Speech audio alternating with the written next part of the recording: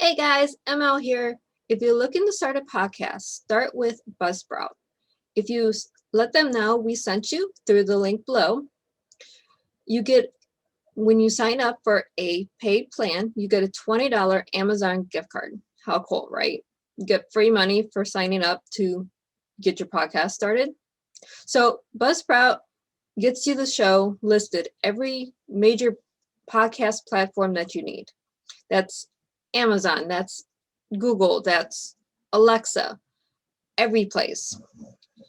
You'll get a great looking podcast website, audio plays that you can drop into your own website, detailed analytics to see how people are listening, tools to promote your episode, and so much more.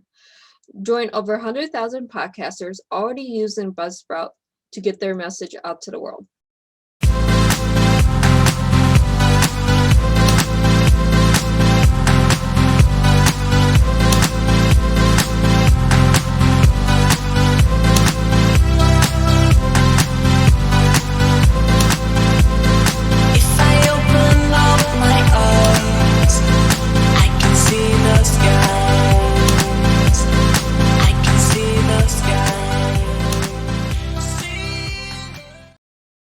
Welcome to Dove and Dragon Radio. I'm your host, M.L.Ruscsak. Our show today is brought to you by Cleo Ginger.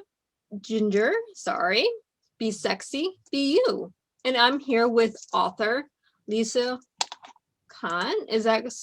Nah, it's cone, like pine cone, ice cream cone, all good. I butcher the names, always. So we're here with your fabulous book, To the Moon and Back. So what led you to write this? You know, that's the second time I was asked. That's today, actually. So long story short, well, I'll start with the way I describe my childhood is the best seats I ever had at Madison Square Garden were at my mother's wedding because I grew up in a religious cult, the Moonies, Unification Church, and my mom was married with 2,075 other couples on July 1st, 1982 in Madison Square Garden. It's a huge indoor arena in New York City. And on the other hand, the best cocaine I ever had was from my father's friend, the judge. And yes, really a judge. And so that's my background. Long story short, finally pulled myself out of the cult, left, and punished myself in so many ways for disappointing God, and ended up engaged to someone who drank a lot and was really mean when he drank. And I crawled into Al-Anon saying, tell me if he's an alcoholic. There's no way I would ever be with an alcoholic, only to realize there are a myriad of reasons why I would be with an alcoholic. But as my brother says, when you sit in a room with hundreds of people with all these incredible stories and you tell your story and their jaws all drop, you go, oh, maybe that's something different. And people always said, you need to write a book, you need to write a book, you need to write a book. So I actually, about 20 years ago, I own an executive coaching firm. I'm an executive coach and a leadership consultant. And about 20 years ago, I started writing a hybrid, a half self-help, half memoir. Here's what happened to me, how it messed me up. I got better, you can too. And got wonderful rejections from so many agents. The writing is decent. The stories are crazy and wild, but you can't write this hybrid book. And in 2009, about an agent approached me and said, if you write a memoir, I'll represent you.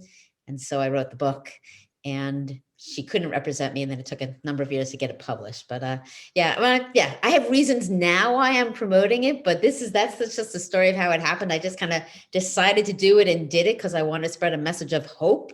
But yeah, so that's how it came about. See, as a publisher, I don't understand why you can't have a hybrid. The hybrid is what makes the story the story.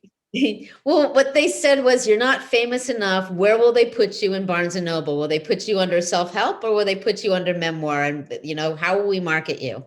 So that's why it went from this hybrid, half self-help, half memoir to all memoir. It's what I heard over and over and over and over again. So yeah, that's what happened. So you go on both shelves. Yeah, I'm with you, but they didn't listen to that. So, then again, I'm the one that thinks outside the box and not in the box. And, you know, I have a lot of authors that I do Okay, your historical romance. Are you romance fiction or are you historical? Oh, let's do both. But Both, exactly. Yeah. But now it's this full memoir which tells the convoluted story. So I, it's all I good. mean, you have the story itself from the 1980s is just wow. Yeah. Unfortunately, I haven't had time since I received the book to read the book. Yeah. I've leafed through it, but not enough to memorize. Yeah. So we have so many things going on in the 1980s, Yeah. and cocaine from a judge is just wow. But then again, this is the 80s. That was a thing that was very popular. That was a thing that was very popular. Yes. And I was questioned, really a judge? I'm like, no, really a judge of a small town in New Jersey. And I was doing a book reading up in the New York area. And my high school boyfriend, who's in the book, Mhm. was there. And when I said that line from the back, he goes, it was really good cocaine. So yeah, it was, that's what I hung out with my dad and did blow with my dad. And it's probably the closest we ever were at that point, way back when. But that was after coming out of the religious cult. I kind of went far, far, Yeah. far in the direction. Okay, so this is my knowledge of cults. You go and you follow this path because some person says to follow it. Then you leave it, and then you're completely messed up on the psyche because Mm-hmm. I've been following this path for 10, 20 years, depending on a person. And Mm-hmm. all of a sudden you don't have this path. So what do? You go completely opposite from the path that you thought was right. Yeah, I would say so there's people who join cults, and then those of us who are born and or raised, we're called Mhm. second generation or third or fourth or fifth generation.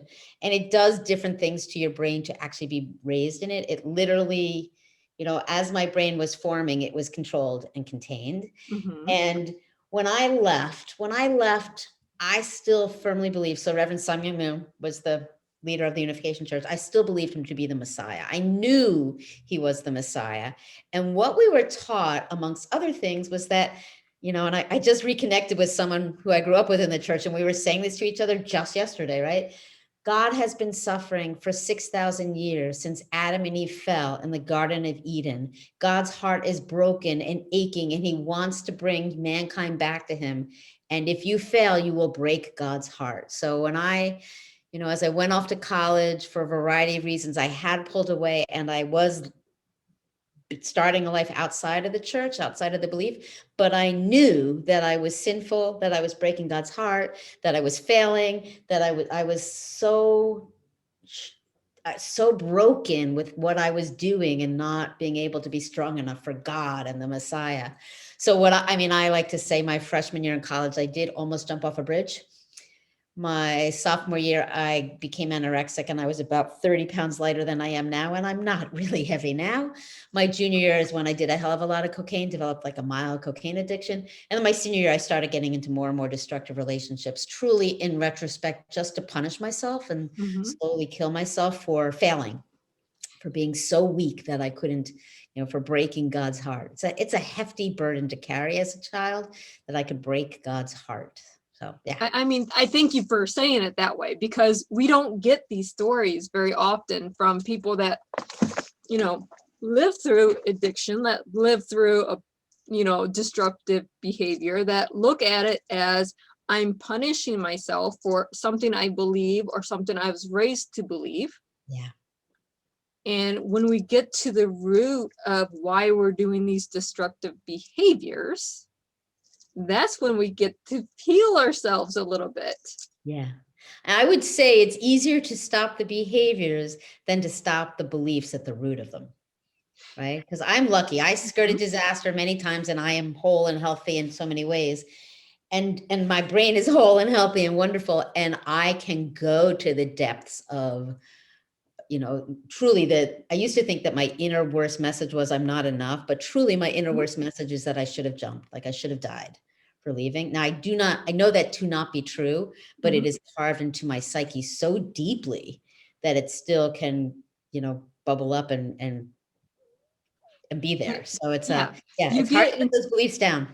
I mean, it doesn't matter what belief system you have. You go into these dark, depressive Yes. moments Yes. and it pulls you down as I'm failing. I'm not good enough. I'm doing not what I'm supposed to be doing. It doesn't matter how good of life you're doing now. You're Yep. going to have these little moments bubble up and just burst, and then you're just in darkness. Yes, absolutely. So I say a couple things. I say my story is unique, and pretty much only my older brother has the same story of these two contrasting worlds, but the themes are unfortunately universal. And nearly everyone I know is walking around with issues and with shame for things that is not theirs to have shame about, right? Mhm. Like when the book first came out, my neighbor found out about it and she said to me, "Thank you for giving us all the courage to tell our childhood stories," because we're all walking around with something, right? Mhm.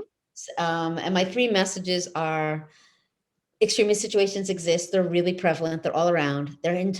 So incredibly intoxicating. Having a messiah is the best drug ever, even if it's not true. And they're Mhm. very dangerous for that reason.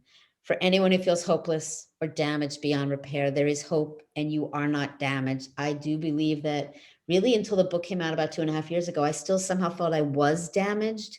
I have damage. I have scars, but I'm not damaged. It's very different. I can look at those moments of despair and almost always know I'll get out of them. And the Right. third message is, as a species, I know that we are too hard on ourselves and too critical and just beat ourselves up so endlessly. And we just need a huge dose of self-love and self-compassion. And so I just walk around talking about self-love and self-compassion mostly So all the we time. so you have this book out. Are you writing another book to go with it? I've just started. I knew I wanted to, and I don't want to write about my current family, so I was trying to figure out what to do. And when I was trying to leave the church, and it was a hard decision to make, and I spent like every night with a friend going, "But what if it's right? What if it's right? What if it's right?" And finally, one day he said to me, "What if it is right, but it's not right for you?" And for whatever reason, that's what I clung to Mhm. like get out. And then the healing work that I'm still doing, someone said to me, or I came with, what if it's not right, but it is right for me? Because I like the thought that I can think or say or do or feel whatever I want, even if you don't like it, Mhm. is still mind blowing to me, right? That people pleasers like, no, I don't think so. So what if it's not right to you, but it's still right for me? So Mhm. that's kind of the book I'm trying to write next, right? To really tell more of my story and more of my learning to stand in myself, in my power, letting go of the fears, hugely ingrained fears of letting everybody It's down. something we all have to do. I mean, it doesn't Yeah. matter what your story is. Yeah. We get into this, well, it has to be right because it pleases my mom, my grandma, my dad, my friends, da da da da. Da, da, da, But da. but Exactly. it doesn't please me. It doesn't matter if it's religion, doesn't matter if it's a degree in school, it doesn't matter what it is. You Yes. have to find your own path. Yes. And then you want to play with the psyche, let's do that because it's no longer pleasing Yeah. everyone that you know. Yeah. Yeah.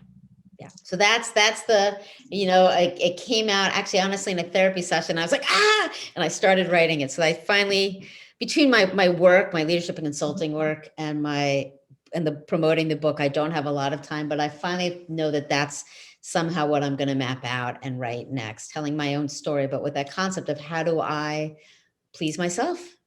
You Yeah. know, how do I It's please some myself? That's all it's that really something we need matters. to learn how to do because so Yeah. many of us go around life trying to please everyone else. We Yeah. forget to please ourselves. Yeah. I can say like I am so good at that I will figure out what you want and need even before you know you want and need it and meet it so Mhm. that you're like, this is good, right? And you've never even had it. And for me, I mean, part of my story, right? When we joined, my mom sat us down, my brother and I, and said, what should I do? And we said, you should leave us. And so she moved out, she abandoned us. We were living with her dad, my grandfather at the time. And I was always told how lucky I was to not live with my mom and how wonderful that was. So I could never miss my mother. I could never be sad. I could never, like, that was sinful. Mhm. So I just learned so much never to even know what I want and that it's okay to have wants. And right. So like I'm 57 years old and my brain's going, really? Really? I can do what I want? So yeah, but we all need to learn that, right? We Yeah, I'm learning all, this at 39, yeah, that yeah. I don't have to please mom or grandma or ex-husband, or, I can please myself. And guess what? Now I'm happy. Yay, you, yay, you. At 39, I probably would have said I knew that, but man, pulled out more layers and I'm learning that even more deeper now, but it's Hmm. Yeah, give me exciting another and 20 wonderful. years. I'll be, oh, I should have did this so much sooner. Yeah. But then we have people like you who tell the story. We get into that detail, and maybe we can save the younger generation that's pleasing everyone because everyone's offended by everything. Yes. Yeah. Yeah. That's why I'm out here doing my best to spread a message and share my story, because I feel if, when I hear from someone, a stranger, or I get a Instagram message or a tweet or whatever I get, Mhm.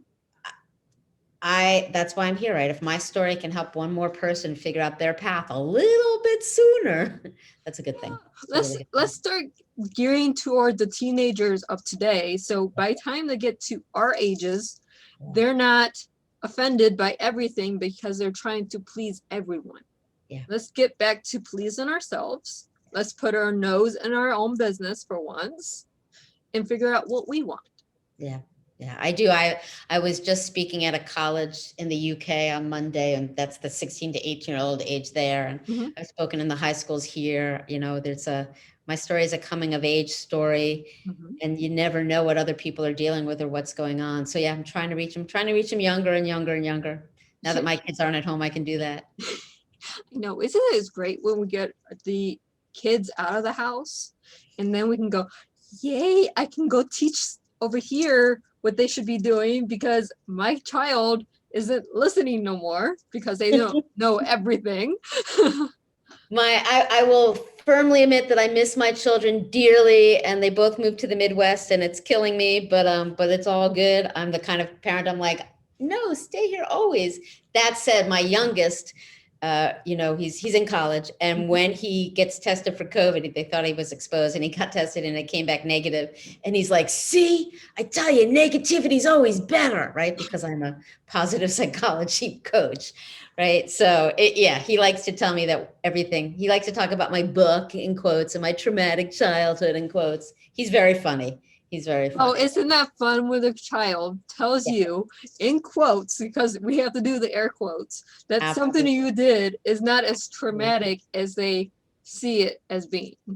Yeah. Yeah. I mean, he sees it, but both my children see it, but they don't take it all the way in, which honestly is great because I don't need my children to actually know the depths of my trauma. I just need them to know the story and how it affects them. So, Exactly. but yeah, but it is funny. They're funny. Kids are funny.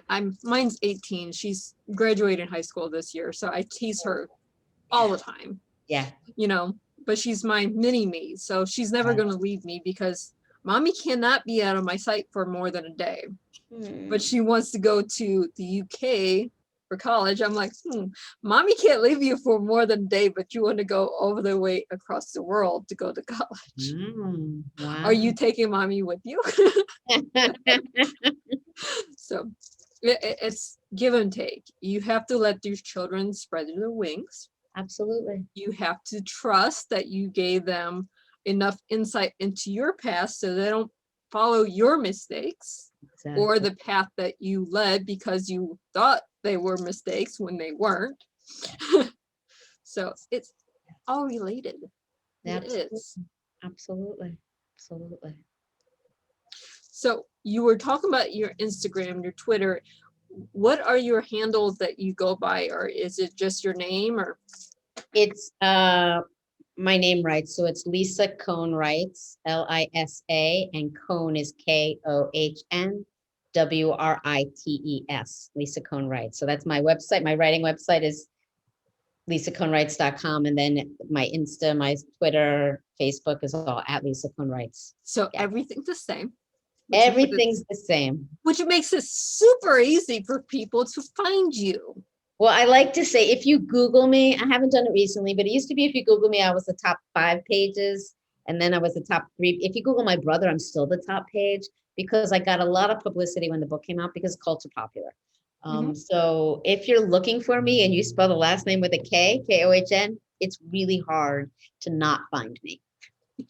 Well, see, this is why we have the harder names, because if you have a harder name and people spell it right, They you're find easy me. to find. Exactly. Exactly. I mean, not too many people have your spelling for the last name.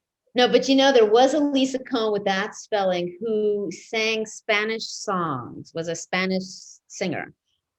But I pushed her way down in the list because I am prolific in what I put out. But yeah, so I've never met her. So there's a couple of us out there. But yeah, there's actually one who lives in my town who married into the last name Kohn, but very strange. So Yes, that is a little strange, but it's not too strange. not too strange. I Exactly. mean, compared to everything you went through in the 80s, it's not strange at all. Not strange at all. Exactly. Puts everything in perspective. Yep. It does. And then you look at it as, oh, the world isn't as big as we perceive it to be. Yeah. I Because think the world is much bigger and much smaller than we perceive it to be both. yeah, Right? it depends on what perspective on the day of the week in the Yeah. mindset you're going in. There's a lot of things. It can be talking to someone over in the UK that is family and you didn't know they were family. Yes. Or it could be talking to someone that married into the family that has the same name as you. It's just there. Yes. Absolutely. Absolutely. So besides this book, you are a speaker, as you say. Yeah. How is it just getting hold of you on your website that people can book you for speaking? So yes, they can reach out to me on the Lisa Kohn Writes Works website. I also own a leadership consulting and executive coaching firm, which is Chatsworth Consulting. So it's Chatsworth, C as in cat, H as in Harry, A, T as in Tom, S as in Sam, worthconsulting.com, all one word, chatsworthconsulting.com. And that's where to also book me for speaking. And we work one-on-one with executives through coaching, and we work with leadership teams and having strategic conversations and challenging conversations. And we do a lot of training, if you will, around and interpersonal skills. I like to say that all the tools I learned to heal, I pour into the corporate world. I'm the executive coach who talks about love with, Fortune 50 CEOs, but that would be me. Well, I know a couple executive coaches that talk about love and peace and getting your psyche to go to where you need it to be, because if it's not where you need it to be, your business isn't going to be where you Right. need it. If you're not whole, you can't show up at your best, right? So how do we help you be whole to be your best self, right? We talk about being thoughtful leadership is being present, intentional, and authentic, right? How do I absolutely show up at my best in this moment with you and connect in a way that makes the difference that I'm trying to make? Right. And then you find out that a lot of your Fortune 50, Fortune 500 companies, their CEOs went through something dramatic and they're trying to fix their world with their company, but they haven't fixed themselves yet. Yep.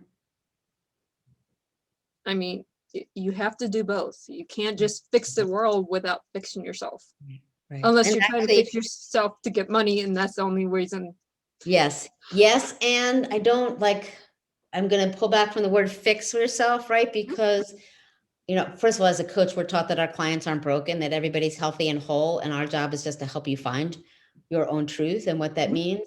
And just, from my own experience, one, I don't think we're ever fully fixed. And two, I don't think we need to be fixed, both, right? So if I'm not broken, I just have things to unlearn. And I was just talking with a client yesterday about, holding the duality of there is no such thing as perfection. And I am a hardwired perfectionist. There's no such thing as perfection. And the present is perfect just as it is. And I am perfect just as I am right now. And holding both of those truths in my mind still kind of makes it like wah, wah, wah in my head. But I do believe that all of that is true, right? That I need to be told over and over again, there's no such thing as perfection. And I'm really working on getting that. And right now is perfect just as it is, and I'm fine just as I am. And if nothing gets better, that's okay too, right? Just do my Mhm. best to show up here. So again, self-compassion for me, it's always about my hand on my heart, a la Tara Brach, and self-compassion. So Oh, yeah, it's how you perceive it. I mean, I'm speaking to masses that haven't gone to everything is perfect yet. It's yes, the it's a hard one to hold. yeah, it's hard to get there and Right, then to hold that line. right. So when you get to the 17, 18, 19-year-olds that are the world is broken, well, let's back up a little bit, but you know. And I mean, the reality is, and my older child is hugely an activist, right? The world is broken in many ways, and Mhm, there's a lot of things that need to be fixed. That I absolutely believe, right? And I'm for it. And how do I let myself be okay right where I am now? I can let it mhm. just be okay. Like, how do I hold? Yes, fight the fight, do what needs to be done, but let yourself have space and be okay at the same time. It's a duality that I try to hold in my brain. There's a lot of dualities that we need to hold. Yes, yes, And yes. you talk to any motivational speaker, any person, it's hard, it's a struggle, it's a day-to-day thing, a minute by minute. Mhm, And we still have those minute moments when we go, the world is not all right around me, I'm not right with the world, I'm in this dark place right now. mhm, Any person will tell you that we're not hardwired to be happy 100% of the time. We're hardwired to do our best in that moment. mhm. We're also hardwired, right? So our brains have evolved with the negativity bias, right? To be Velcro for the bad and Teflon for the good. So we forget the good things we see and hear and experience, and we remember that one little bad thing that somebody said or that happened, right? Mhm. That's how we've evolved to not get eaten by wild animals, right? And so I firmly believe in using the brain as a muscle. I do know it's not a muscle, but really trying to like pick up my brain and train it, right? Neuroplasticity, to train it to be more positive, and to train it to allow more joy, and to train it to allow more, see more goodness, right? Again, there's things that need to be fixed, but how do I also see the totality of what's out there, and evolve myself as much as I can away from, the need to stay in the negativity and the awful feeling. So that just for me, it just plummets me down into the depths. It it's a day-to-day thing Absolutely. and minute by minute sometimes, and sometimes it takes everything's going great and then you hit a brick wall. Yep. So Absolutely. this is how we train ourselves. This is how we evolve. This is how we get to our peace. Yes. Yes. Yeah. But it was so good talking to you, and I can't wait to actually have more than 5 minutes to do more than just leaf through the book, because this is your story is, even though it's wild and crazy and from the 80s, and I can't relate to your story per se, but Mm, I can relate to the negative being drawn back. absolutely. And that's Absolutely. a story that anyone can relate to. Absolutely. Yeah. Yeah. So thank you so much for being on the show today. Oh, thank you so much for having me. I'd love to hear what you think when you have had a chance to read it, but thank you so much for having me. It's been a I will pleasure do talking with so. you. And for all of our readers and our listeners, happy reading.